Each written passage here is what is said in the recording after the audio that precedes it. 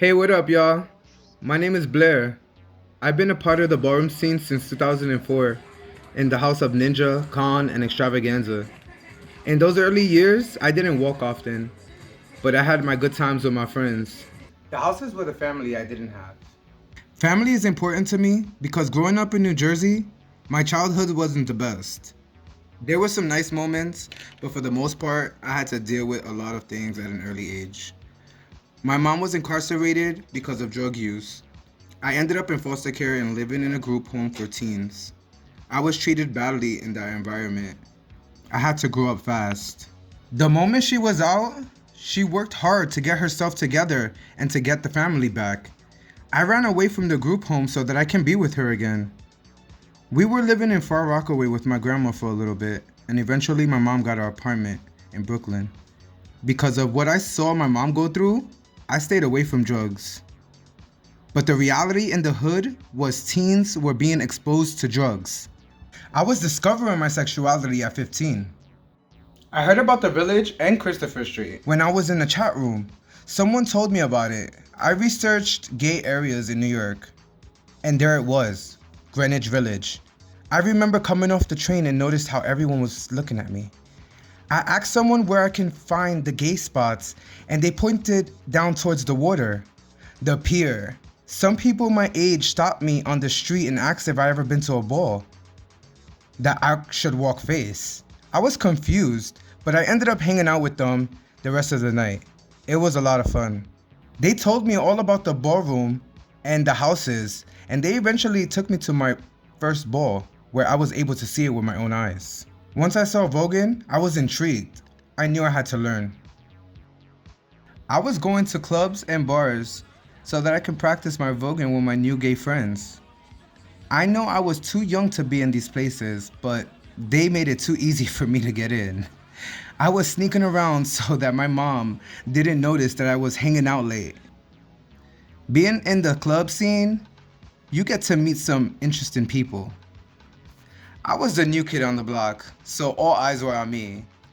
I met a guy and we started to hang out. Then we started dating within a month.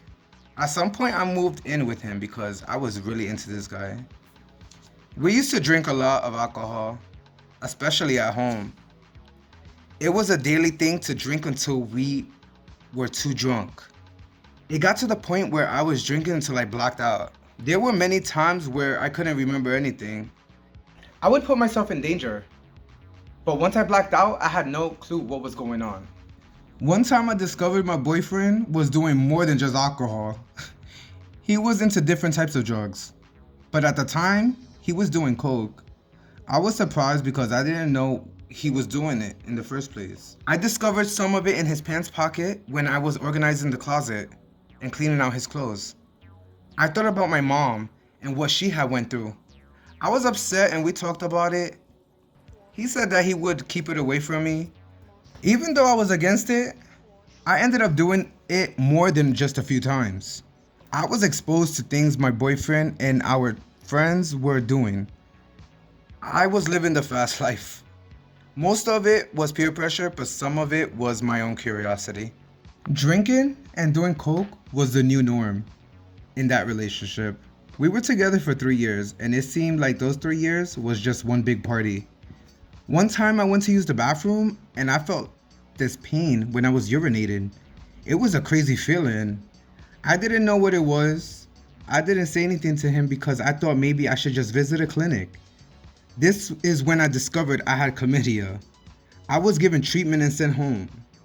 I learned that a person gets it from sexual contact. I have only been with my boyfriend, so I was pretty angry. This only meant that he was cheating on me. I couldn't believe it.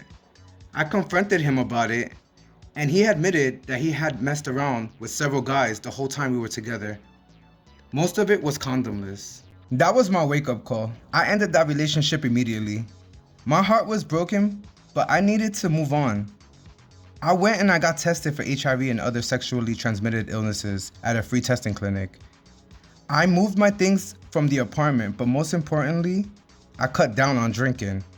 I wasn't using coke. I no longer felt the peer pressure to do anything. If I wanted a drink, I would go and get it. I was in control. I wasn't doing it because I wanted to fit in. I started to surround myself with people who would hold me accountable for my own actions.